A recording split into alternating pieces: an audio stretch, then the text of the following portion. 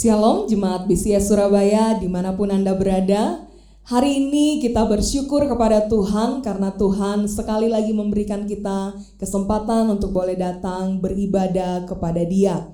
Karena itu saudara-saudara, mari kita mau sama-sama siapkan diri kita akan masuk di dalam ibadah kita. Ibadah hari ini kita mulai dengan satu pengakuan bahwa sesungguhnya pertolongan kita datangnya dari Allah yang adalah pencipta langit bumi dan segala isinya. Turunlah kiranya atas setiap kita kasih karunia dan damai sejahtera dari Allah Bapa, Anak, dan Roh Kudus. Amin. Mari pada hari ini kita mau kembali datang di hadapannya. Kita mau kembali nyatakan bahwa sesungguhnya kita punya Allah yang mengerti. Kita punya Allah yang peduli akan setiap persoalan kita.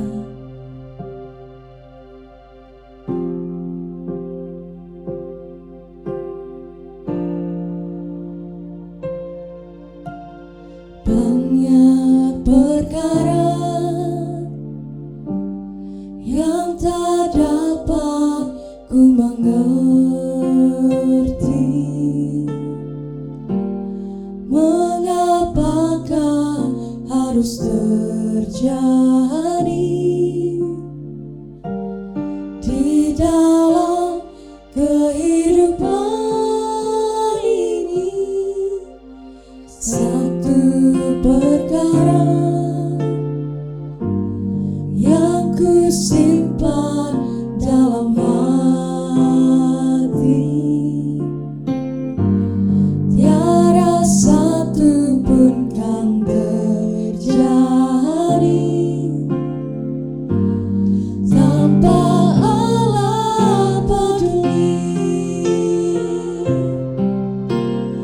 Allah mengerti, Allah peduli segala persoalan yang kita hadapi.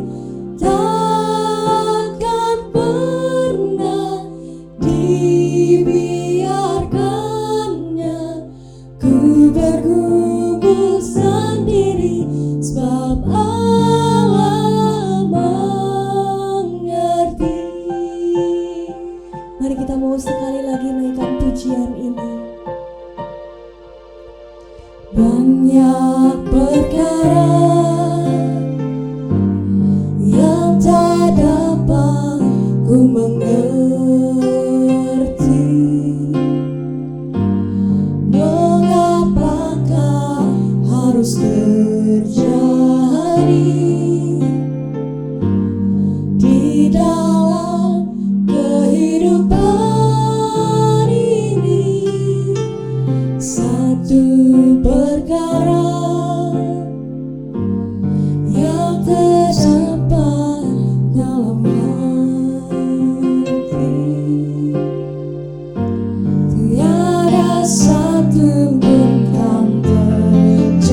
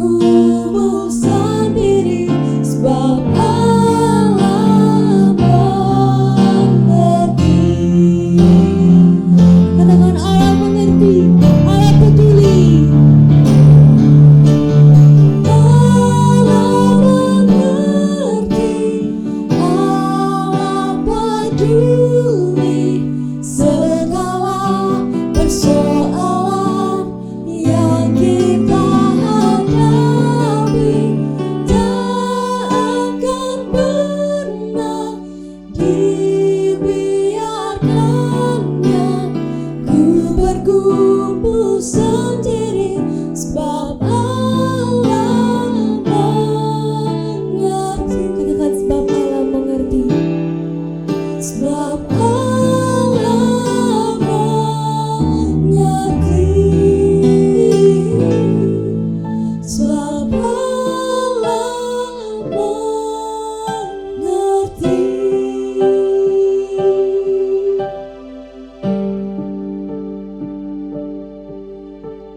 Terima kasih Tuhan, kalau pada hari ini kami boleh sekali lagi diingatkan, kalau sesungguhnya kami punya Engkau Allah yang mengerti setiap kami. Sesungguhnya kami punya Engkau yang sangat peduli akan setiap persoalan yang kami hadapi. Engkaulah Allah yang mengetahui setiap kami, pribadi lepas pribadi. Engkaulah Allah yang mengetahui setiap isi hati kami. Oleh karena itu, kalau pada hari ini kami boleh kembali datang untuk beribadah kepadamu, sungguh kami mau naikkan ucapan syukur kami Tuhan. Kalau kami masih boleh mendapatkan kesempatan yang begitu indah ini, kami boleh kembali datang untuk menikmati hadirat-Mu. Kami boleh kembali datang untuk memuji dan memuliakan nama-Mu. Dan kami boleh datang sekali lagi untuk mendengarkan kebenaran firman-Mu. Kami mau sama-sama nyatakan Tuhan, kalau kami punya Engkau Allah kami yang bangkit dan hidup, Allah kami yang berkuasa, dan Allah yang sanggup melakukan segala sesuatunya. Terpujilah nama-Mu Tuhan. Hanya di dalam nama-Mu Yesus kami sudah berdoa dan mengucap syukur. Amin. Shalom jemaat semuanya.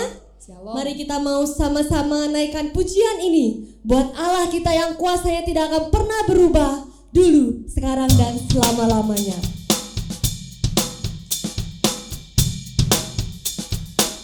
Apa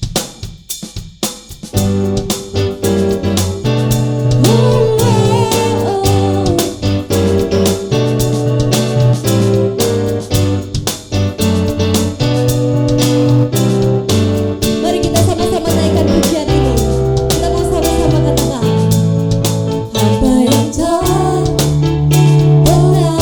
dilihat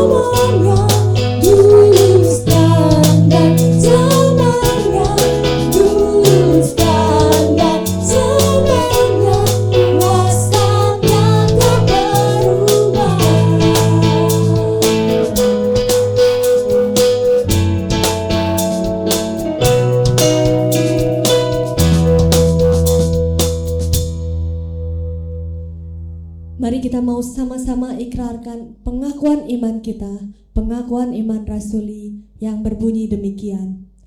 Aku percaya kepada Allah, Bapa yang Maha Kuasa, Khalik langit dan bumi, dan kepada Yesus Kristus anaknya yang tunggal Tuhan kita, yang dikandung dari Roh Kudus, lahir dari anak darah Maria, yang menderita sengsara di bawah pemerintahan Pontius Pilatus, disalibkan, mati dan dikuburkan, turun ke dalam kerajaan maut.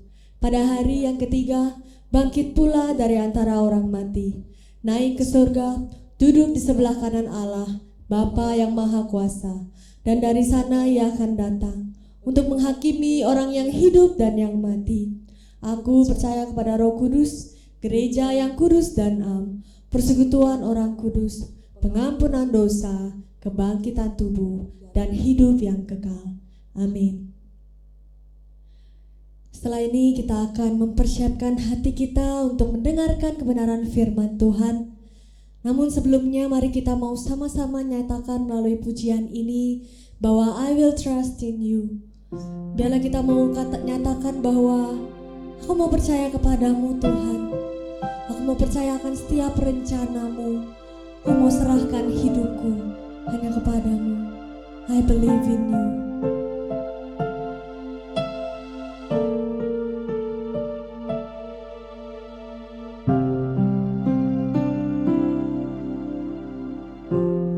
Lord, I offer you my life, all I am, all to you. Lord, I want to be with you in your presence. I am whole. Lord, I want to walk with you. Hold me close in your arms. Lord, I want to be with you in your presence. I am whole. I will trust in you. I will trust in you.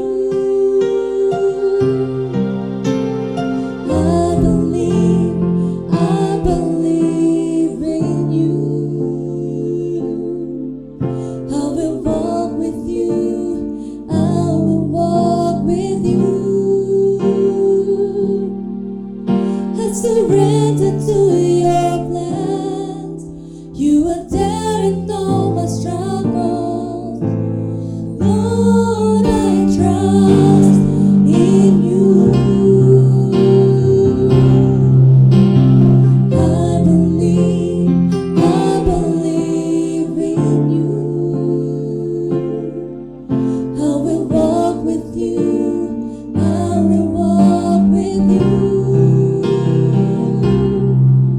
I surrender to your plans. You are there in all my struggles. Lord, I trust in you. Mari kita naikkan pujian ini sekali lagi. Lord, I offer you my heart, all I am, all to you,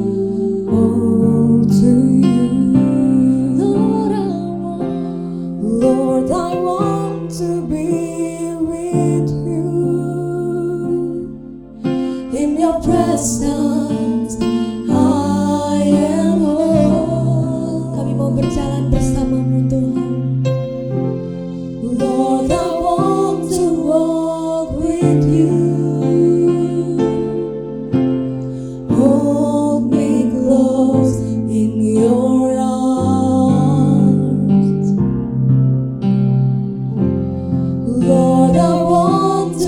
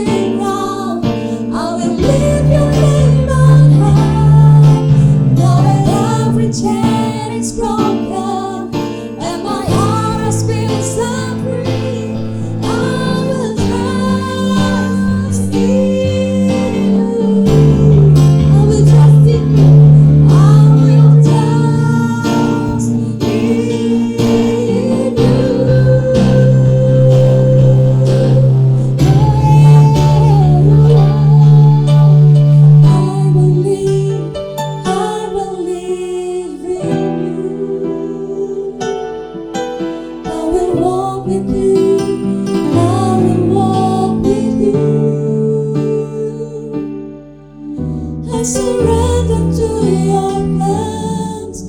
You are dead and all my struggles.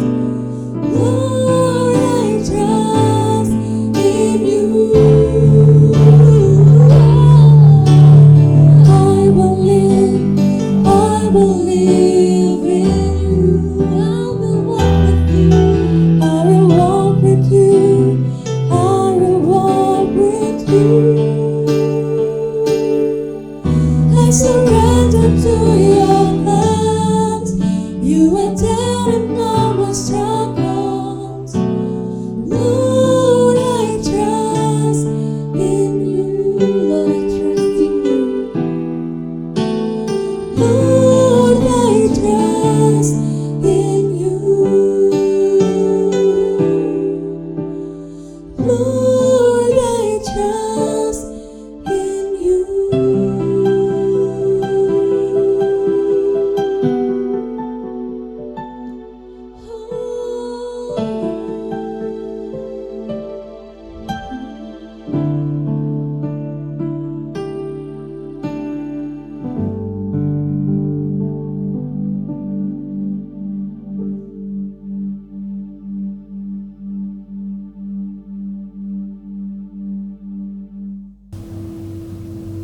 Selamat pagi, selamat siang, dan selamat sore kepada Bapak Ibu Saudara sekalian yang sedang beribadah secara online. Kita bersyukur kepada Tuhan sekalipun kita tidak bisa beribadah secara seperti biasa, tapi kita tetap dapat merasakan kehadiran Tuhan di tengah-tengah kehidupan kita. Mari sebelum kita merenungkan firman Tuhan lebih lanjut, saya mengajak kita berdoa bersama-sama. Tuhan, kami bersyukur kepadamu Tuhan. Engkau sangat baik dalam kehidupan kami. Kami bersyukur Tuhan karena Engkau mengasihi kami. Di tengah kondisi yang krisis ini kami tahu Tuhan, kami merasakan hadirat Tuhan bersama dengan kami. Terima kasih Tuhan, betapa kami berterima kasih karena Engkau memelihara hidup kami. Di tengah kondisi-kondisi yang mungkin tidak enak untuk kami hadapin. Ada begitu banyak krisis yang kami hadapin. Kami mau tetap beriman kepadamu. Saat ini Tuhan, kami ingin merenungkan sebagian daripada firman Tuhan. Berbicara sekali lagi kepada setiap kami, biar firman Tuhan boleh memberikan kami hikmat dan kekuatan, sehingga kami bisa melangkah seperti apa yang menjadi kehendak Tuhan dalam hidup kami. Tuhan, pimpin kami ya Tuhan. Berkati waktu-waktu ini. Hanya di dalam nama Tuhan Yesus kami sudah berdoa. Amin.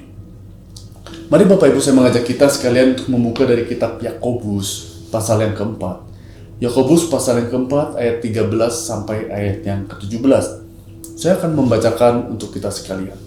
Jangan melupakan Tuhan dalam perencanaan.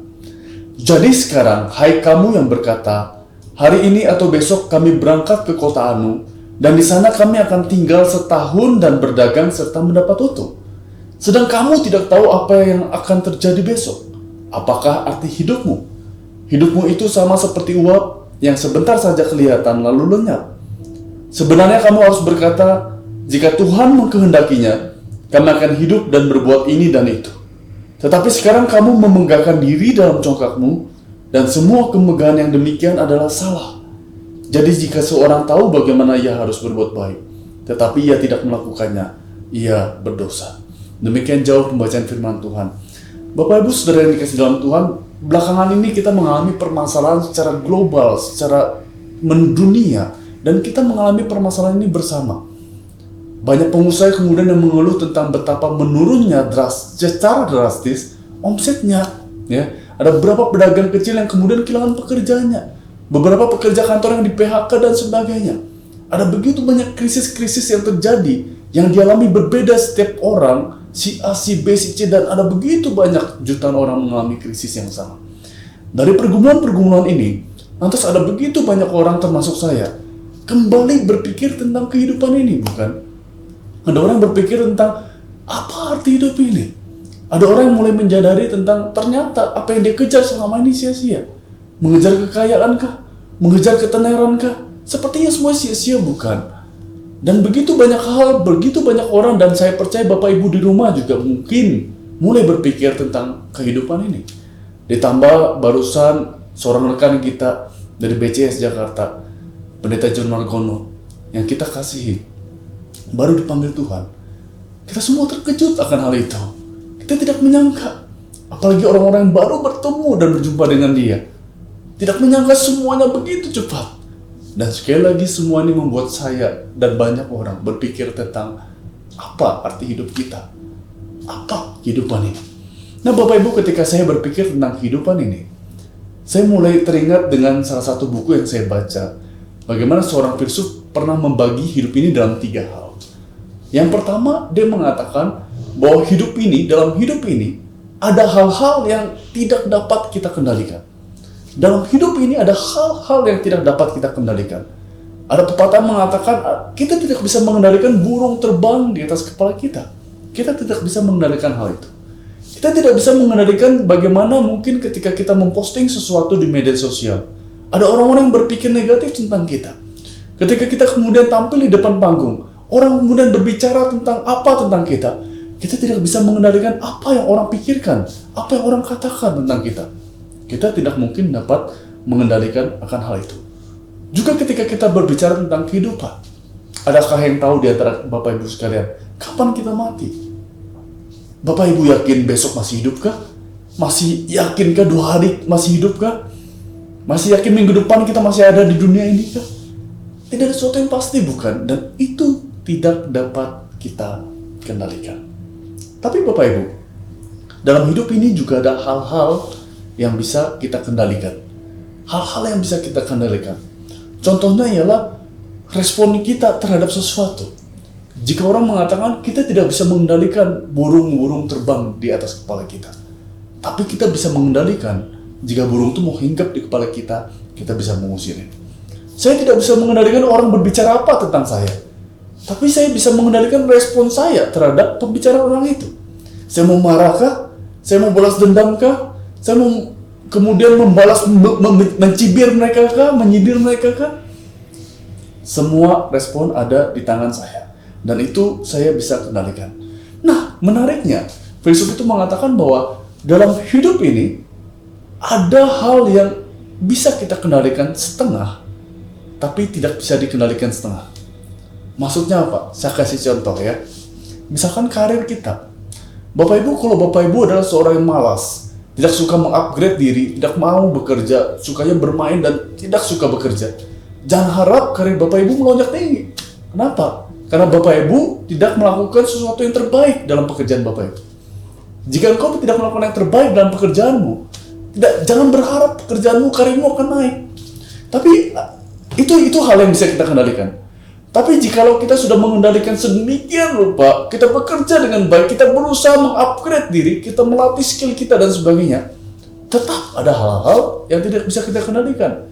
Misalkan, kita adalah ternyata di kantor kita mayoritas agama tertentu. Dan kemudian kita berada dengan agama yang berbeda, posisi yang berbeda. Dan ketika kemudian mungkin atasannya membenci agama tertentu gitu ya.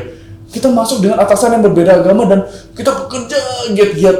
Tapi kemudian karena orang atasan kita tidak suka dengan kita, karir kita tidak naik-naik. Atau mungkin kita sudah bekerja dengan baik di toko kita kerja keras, kita mengupgrade diri.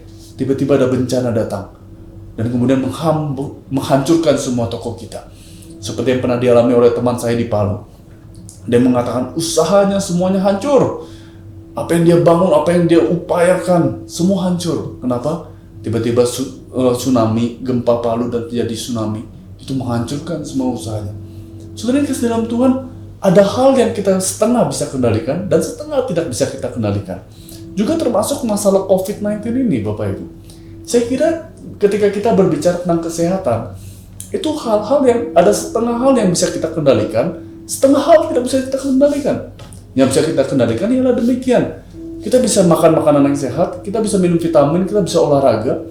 Jika Bapak Ibu sembarang makan, tidak berolahraga, kemudian makan gorengan, semua hal dimakan yang tidak sehat, pasti Bapak Ibu cepat sakit. Karena Bapak Ibu tidak mengendalikan hal itu. Kita bisa mengendalikan sebagian dengan menjaga kesehatan kita. Rajin olahraga, jaga kesehatan, jaga pola tidur kita dan sebagainya. Tetapi ada sebagian hal yang tidak bisa kita kendalikan, bukan? Saya mendengar ada begitu banyak orang yang sudah pakai masker kemana, sudah jaga di rumah, tidak pergi kemana-mana. Kemudian hanya karena pesan makanan diantar dengan bungkusan yang ternyata bekas pengantar bungkusan itu ternyata sudah terkena corona.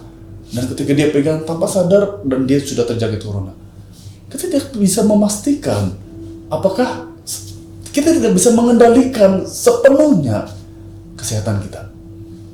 Sebaik-baiknya kita mengendalikan kesehatan kita, ada sebagian hal yang tidak dapat kita kendalikan.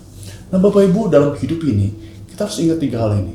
Ada hal yang tidak dapat kita kendalikan, ada hal yang dapat kita kendalikan, ada hal yang setengah-setengah dapat kita kendalikan, setengah tidak. Nah Bapak Ibu yang sedang Tuhan, itu sebabnya kita membutuhkan hikmat dan iman dalam kehidupan kita. Kita butuh hikmat dan iman dalam kehidupan kita. Kita butuh hikmat untuk mengendalikan hal-hal yang bisa kita kendalikan. Ketika kita diberikan kemampuan untuk mengendalikan sesuatu oleh Tuhan, kita butuh hikmat Tuhan agar kita dapat mengendalikan dengan baik. Tapi kita butuh iman. Karena ada hal-hal dalam hidup ini yang tidak dapat kita kendalikan. Kita butuh iman dan berserah kepada Tuhan untuk hal-hal yang tidak dapat kita kendalikan. Nah Bapak Ibu yang kasih dalam Tuhan, itulah sebabnya saya ingin kembali mengajak kita merenungkan dari kitab Yakobus pasal 13 ini. Karena saya kira Yakobus pasal 13 ini juga membicarakan hal yang saya bicarakan barusan. Dan ini sangat menarik. Ya. Di ayat 13, Yakobus berkata demikian. Hai kamu yang berkata, hari ini atau besok kami berangkat ke kota Anu. Dan di sana kami akan tinggal setahun dan berdagang serta mendapat untung. Saudara, Yakobus sudah berbicara tentang hal-hal yang dapat kita kendalikan. Sesuatu planning kita. Dia sedang berbicara tentang seorang yang sedang merencanakan segala sesuatunya untuk setahun ke depan. Dan saya kira itu bukan sekedar penerima surat itu, bukan. Yakobus juga berbicara kepada setiap kita. Siapa di antara kita yang tidak punya rencana dalam hidup ini? Kita mau makan apa besok aja kita sudah merencanakan, bukan? Kita malam ini mau ngapain? Kita besok mau ngapain? Kita minggu depan mau ngapain? Kita sudah merencanakan, bukan? Kita merencanakan buat studi anak kita. Kita merencanakan buat bisnis kita. Kita merencanakan buat kapan menikah dan sebagainya. Kita semua punya rencana, bukan? Karena kita bisa mengendalikan sesuatu. Dan memang kita diciptakan untuk berpikir, untuk merencanakan. Mengapa? Karena sesuatu kesuksesan yang berhasil harus berdasarkan perencanaan yang matang. Kita harus berencana. It's okay, it's good. Itu wajar. Teruslah berencana. Tetapi, menariknya, dengan segera di ayat 14, Yakobus langsung berkata demikian. Sedang kamu tidak tahu apa yang akan terjadi besok, apa arti hidupmu. Yakobus mengingatkan kita, sekalipun ada banyak hal yang bisa kita kendalikan dalam perencanaan kita, Yakobus mengingatkan kita bahwa, hey, oke, kamu bisa banyak planning, kamu boleh berencana buat rencana tahun depan, 2 tahun ke depan, 5 tahun ke depan. Tapi ingat ya, hari esok aja kamu tidak tahu. Hidup ini seperti uap yang cepat sekali berlalu. Kita tidak tahu hari esok kita, bukan? Yakinkah besok kita akan baik-baik saja? Yakinkah minggu depan kita masih hidup? Kita tidak tahu. Kalau Tuhan mau panggil kita dalam waktu sekejap saja, engkau bisa apa? Itu sebabnya Bapak Ibu, dalam hidup ini, Yakobus juga mengingatkan kita. Ada perencanaan, engkau belum bisa mengendalikan segala sesuatu. Tapi ingat, hidupmu singkat. Kamu tidak bisa, ada banyak hal yang tidak dapat kita kendalikan. Yakobus memaparkan keseimbangan dalam hidup ini. Dan menariknya, dia memberikan beberapa aplikasi praktis buat kita menjalani kehidupan yang seperti demikian.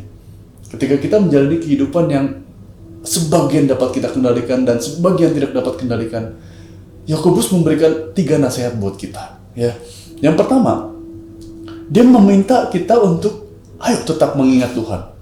Yakobus mengajak kita untuk terus mencari apa yang menjadi kehendak Tuhan. Di ayat 15 dia berkata, sebenarnya kamu harus berkata, jika Tuhan mengkehendakinya, kami akan hidup berbuat ini dan itu. Dengan kata lain, Yakobus meminta kita, ayo kita cari kehendak Tuhan. Lakukan sesuatu yang Tuhan inginkan untuk kamu lakukan. Dan pada bagian ini, betapa kita membutuhkan hikmat untuk dapat hidup sesuai dengan kehendak Tuhan. Bapak Ibu yang dalam Tuhan, peristiwa di sekitar kita bisa saja berubah-berubah. Masalah-masalah bisa terus berkembang dan berubah. Masalah corona bagi saya ini sesuatu hal yang baru. Bagi dunia mungkin berapa ratus tahun yang lalu mereka pernah mengalaminya. Tapi bagi saya dan bagi banyak orang saat ini suatu hal yang baru. Pertama kalinya dalam hidup ini ada penyakit yang begitu mengerikan, yang membuat kita harus tinggal di rumah, work from home, ibadah di rumah. Ada begitu banyak hal yang kita harus adaptasi ulang. Ada begitu banyak hal, Bapak Ibu. Dan pada saat ini kita perlu berpikir, apa yang menjadi kehendak Tuhan dalam hidup kita? Tuhan mau kita melakukan apa? Apakah cuma untuk diam-diam di rumah, bermain-main, berleha-leha? Atau ada kehendak Tuhan yang lain yang Tuhan ingin kau kerjakan? Barangkali kehendak Tuhan dalam hidupmu adalah perbaiki hubunganmu dengan keluarga. Sekian lama kamu selalu sering keluar, capek bekerja seharian, pulang masih pergi main sama teman, nggak ada waktu buat keluarga. Mungkin ini kehendak Tuhan dalam keluargamu, perbaiki hubungan keluargamu. Atau mungkin kehendak Tuhan ialah, ayo refleksikan kembali hidupmu sekali lagi. Atau mungkin kehendak Tuhan ialah, ayo kembali bangkitkan talenta-talentamu yang sudah lama kamu pendam karena kesibukanmu yang begitu banyak. Balikan talentamu. Ada begitu banyak kehendak Tuhan yang mungkin bisa kita pikirkan. Apa kehendak Tuhan dalam hidup kita di tengah kondisi corona yang tidak menentu seperti ini? Kalau bagi saya sementara, mungkin kehendak Tuhan ialah saya harus kembali menulis renungan, saya harus kembali membuat lagu-lagu yang bisa menguatkan orang lain. Mungkin saya melakukan sesuatu mencoba menguatkan keluarga saya. Ini kesempatan untuk boleh menjadi berkat bagi orang lain, menghibur orang lain dan sebagainya. Coba pikir Bapak Ibu, apa yang menjadi kehendak Tuhan dalam hidup kita? Jangan lupakan kehendak Tuhan. Dalam kehidupan yang tidak menentu ini, satu hal yang paling penting ialah selalu cari kehendak Tuhan. Cari kehendak Tuhan.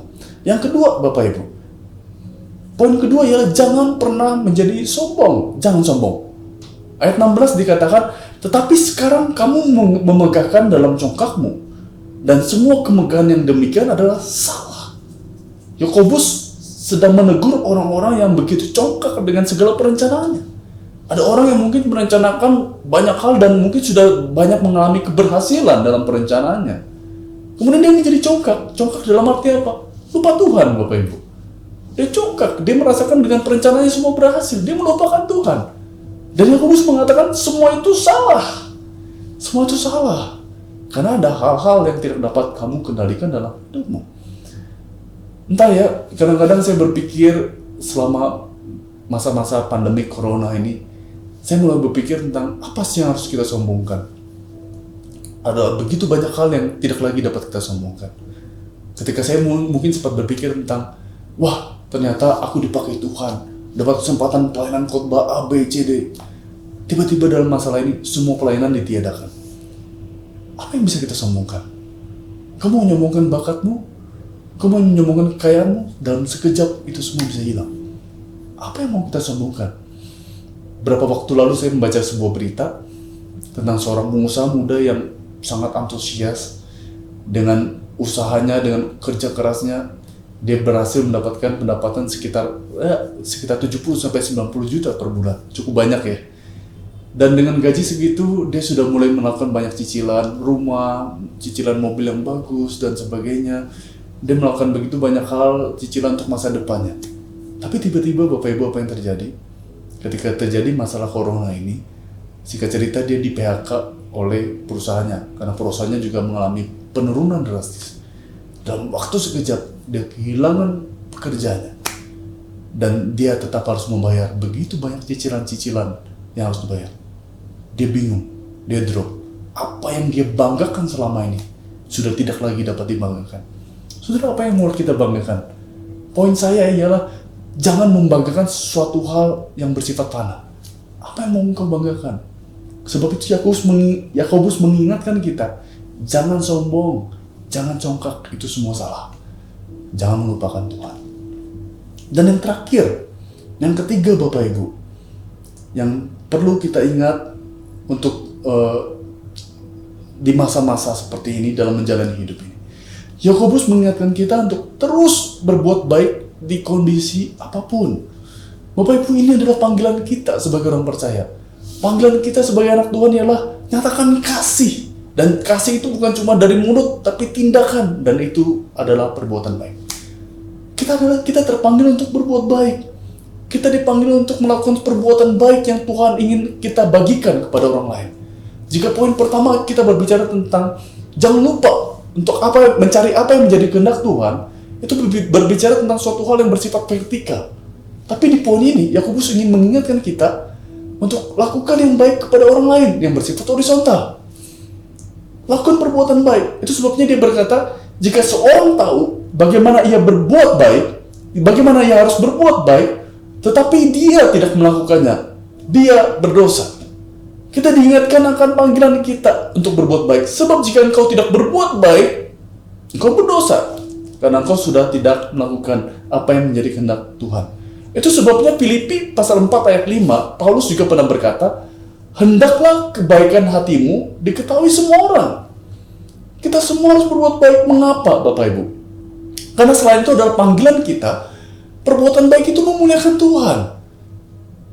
Mari kita baca dalam Matius pasal 5 ayat 16. Di sana dikatakan, demikianlah hendaknya terangmu bercahaya di depan orang, supaya mereka melihat perbuatanmu yang baik, dan mereka memuliakan Bapamu yang di surga. Engkau adalah terang. Engkau harus bercahaya. Dan orang-orang harus melihat perbuatan baikmu supaya apa? Supaya mereka memuliakan Bapa kita yang kita sembah. Itu sebabnya Bapak Ibu yang di dalam Tuhan, tetap melakukan perbuatan baik. Perbuatan baik itu memuliakan Tuhan. Orang yang tidak mengenal Tuhan bisa menjadi mengenal Tuhan karena perbuatan baik kita. Orang yang mungkin cuma Kristen KTP, bisa jadi tidak lagi mengenal Tuhan, bisa jadi mengalami perubahan hidupnya karena perbuatan baik orang-orang Kristen yang sungguh-sungguh percaya kepada Tuhan. Saudara, sadarlah bahwa dunia kita membutuhkan kasih dan perbuatan baik dari orang-orang di sekitar kita. Ini adalah tantangan tersendiri bagi kita.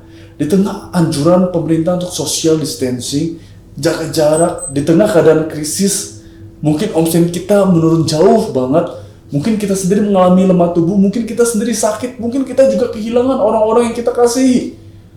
Kita sendiri merasa, aku sendiri butuh diperhatikan, aku sendiri butuh pertolongan, aku sendiri mengalami kesusahan, kekurangan, krisis. Tapi kita tetap terpanggil untuk berbuat baik. Ingat Bapak Ibu, bukan cuma Bapak Ibu yang mengalami krisis, tapi semua orang sedang mengalami krisis saat ini. Di tengah kondisi Bapak Ibu, Saudara, yang mungkin sedang dalam keadaan susah, ada banyak orang lain yang mengalami lebih susah dari Bapak Ibu. Dan kita tetap harus melakukan perbuatan baik di tengah kondisi seperti ini.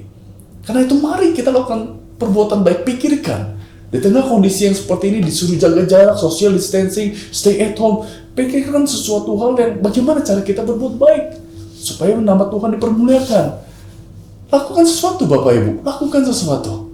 Saya barusan menonton video tentang bagaimana seorang bapak-bapak di China ketika masa-masa corona yang sangat marak merebak di China dan begitu mengerikan. Tiba-tiba ada seorang bapak-bapak tua dengan pakai masker. Dia datang ke rumah sakit, langsung membawa berapa kotak masker itu, berapa kotak ya. Dia datang ke rumah sakit dan langsung datang taruh di depan gitu ya. Penjaga keamanan kemudian mulai kaget dan bingung, ada apa nih. Terus ketika dia taruh, bapak itu langsung keluar, penjaga keamanan langsung cek kotaknya apa, isinya masker semua Bapak Ibu. Di tengah krisis masker di mana-mana, orang tuh menyumbang berapa kotak masker.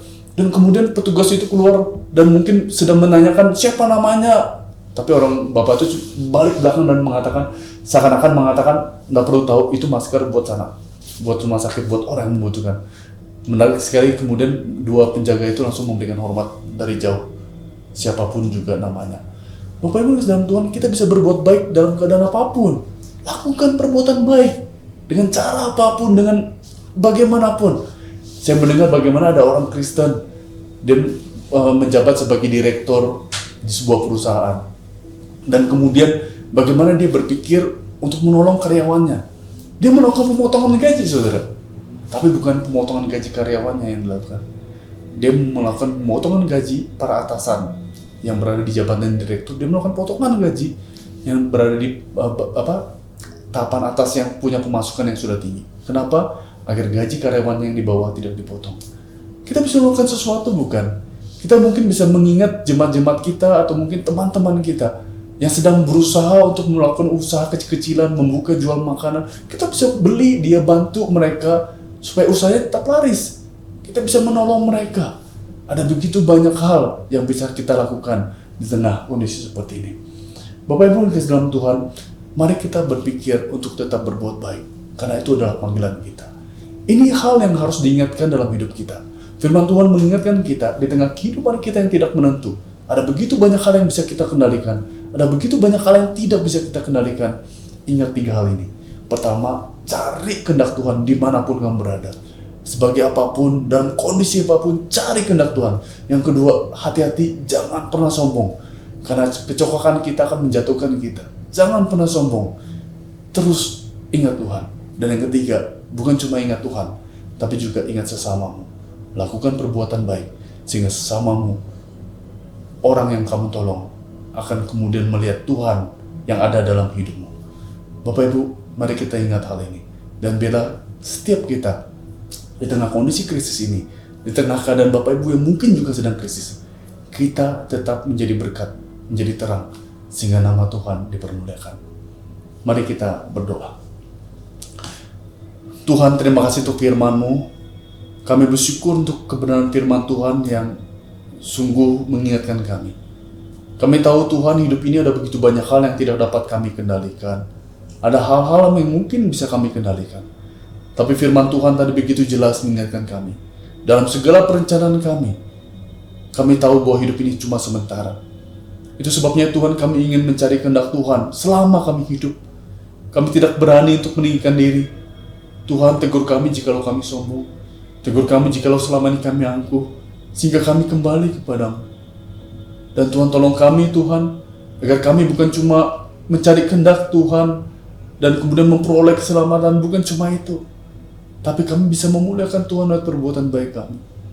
Tuhan, beranikan kami untuk berkorban, untuk melakukan perbuatan baik, sehingga banyak orang yang memuliakan Tuhan lewat perbuatan baik yang kami lakukan.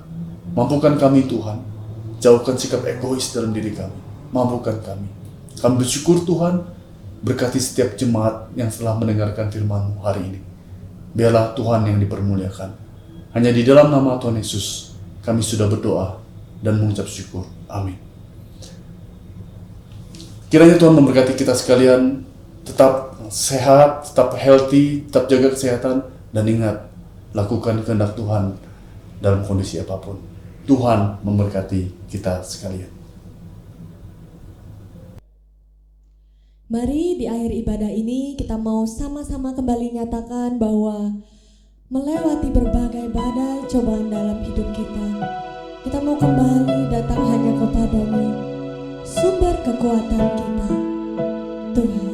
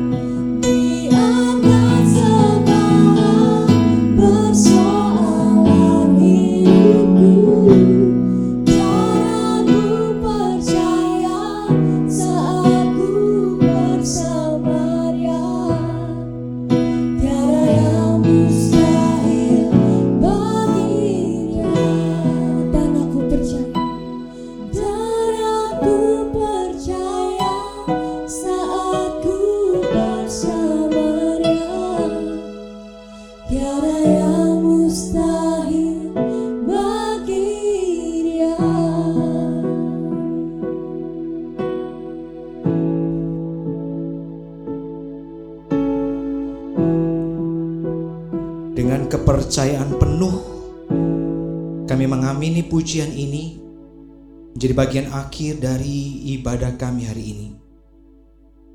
Kami percaya bahwa tidak ada yang mustahil di dalam Tuhan. Kami percaya bahwa Tuhan menyediakan segala jalan untuk menjadi pertolongan, menjadi kelegaan bagi kami yang berseru-seru kepadamu. Minggu demi minggu kami melalui momen-momen ini. Kami percaya ada maksud Tuhan yang baik mengajar kami untuk terus membangun kedekatan, kebergantungan kami sepenuhnya kepada Tuhan. Kami lemah, kami tidak mampu menghadapi hari ini ataupun bahkan hari esok. Tapi kami percaya bahwa bersama Tuhanlah kami akan terbang tinggi melewati awan gelap yang kelam ini. Karena itu kami sekali lagi datang kepada Tuhan. Kami memuji untuk setiap kebaikan-Mu, setiap pertolongan-Mu, setiap kemurahan-Mu yang boleh kami rasakan hari-hari, bahkan di tengah hari-hari yang sulit seperti ini. Sampai hari ini masih ada berkat-berkat Tuhan yang kami nikmati. Dan kami bersyukur, kami mau belajar memuji Tuhan untuk semua itu. Dan kami ingin menatap hari esok dengan penuh keyakinan bahwa Tuhan tidak membiarkan kami berperang sendirian. Dan Tuhan akan senantiasa menyertai kami, menolong kami, memimpin kami melewati lembah kekelaman ini sampai waktunya kemenangan itu tiba. Dan kami bersorak-sorai memuji Engkau bersama dengan umat-Mu di segala tempat. Terima kasih Tuhan. Kami serahkan keluarga kami serahkan masa depan kami serahkan pekerjaan-pekerjaan kami masing-masing. Kami percaya tidak ada satupun yang tersembunyi di hadapan Tuhan. Setiap kesulitan yang harus kami hadapi, kami percaya Tuhan akan senantiasa menyertai kami berperang melewati semua itu. Kami serahkan keluarga-keluarga yang sedang menderita karena sakit, yang mengalami kelemahan tubuh. Tuhan memberi kekuatan kepada mereka. Dan sekali lagi kami terus berdoa, mohon anugerah Tuhan menjagai, melindungi kami, menjauhkan kami dari segala mara bahaya dan bencana ini. Kami juga bersama berdoa menyerahkan para pemimpin kami di kota ini, di provinsi ini, di negeri ini. Kami menyerahkan mereka karena kami tahu mereka manusia lemah terbatas. Hanya dengan pertolongan Tuhan sajalah mereka dimampukan mengambil keputusan-keputusan terbaik. Beri mereka hikmat-Mu ya Tuhan, supaya mereka boleh mengambil setiap keputusan, setiap langkah, memimpin kami menuju penyelesaian masalah ini. Kami terus berdoa, mohon anugerah buat negeri kami tercinta ini. Biarlah Tuhan yang menolongnya, bermurah hati, berbelas kasihan, menolong kami untuk segera melewati, menyelesaikan masa pandemi ini. Ini doa kami Tuhan, ini doa kami. Kami percayakan semuanya, kami percayakan masa depan kami di dalam tangan yang pasti, tangan Tuhan yang adalah Tuhan dan Juru Selamat kami. Dalam nama-Mu Tuhan Yesus, kami berdoa. Amin. Mari berdiri sama-sama saudaraku. Kita naikkan pujian dan pengagungan bagi Tuhan kita.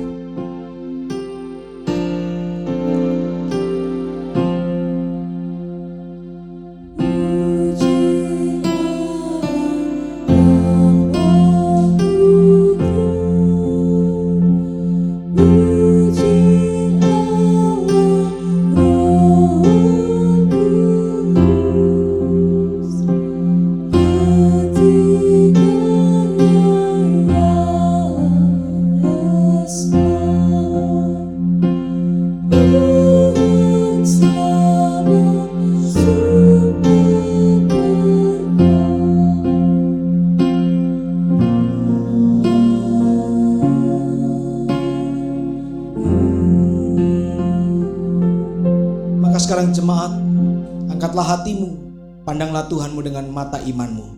Terimalah berkat Tuhan.